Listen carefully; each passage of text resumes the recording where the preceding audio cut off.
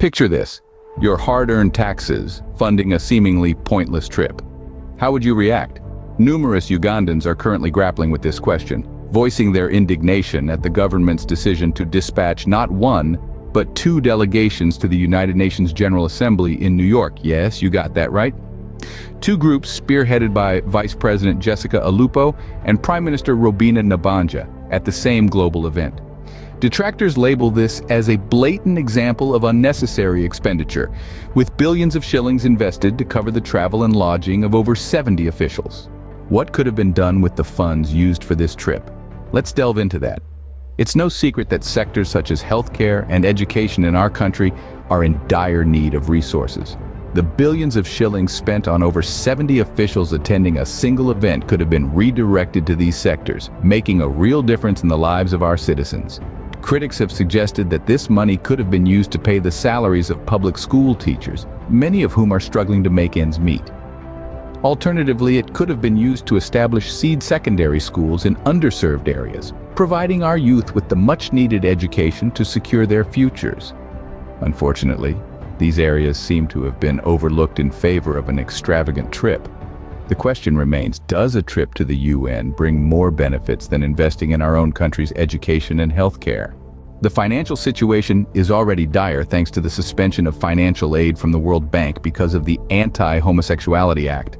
This act, not only a subject of international human rights disputes, but also a significant cog in the economic wheel, has left a gaping hole in Uganda's finances. The void left by the World Bank's aid suspension has further burdened the country's economy, intensifying the struggle to allocate resources where they're needed most. This financial strain has caused immediate effects on critical sectors such as public health and education.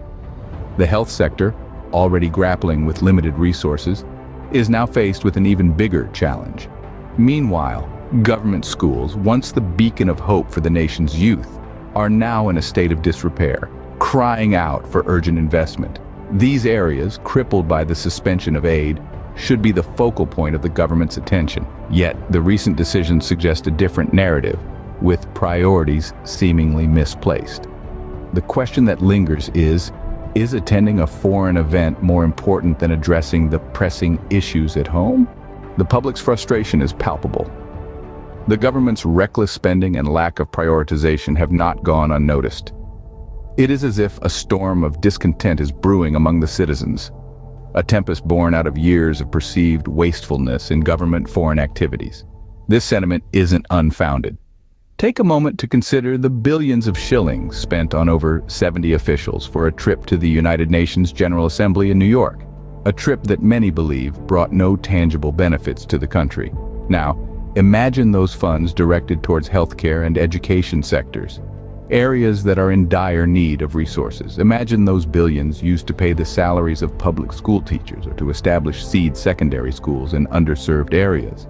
The people's voices echo in unison, a chorus calling for change, for better prioritization, for a curb on the wastefulness that has come to symbolize the government's foreign activities.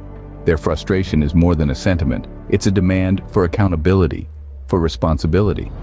In the end, it's the citizens who bear the brunt of these decisions. It's their voices that need to be heard and their interests that need to be prioritized. Yet it's not all doom and gloom. There's power in the people, power in their voices.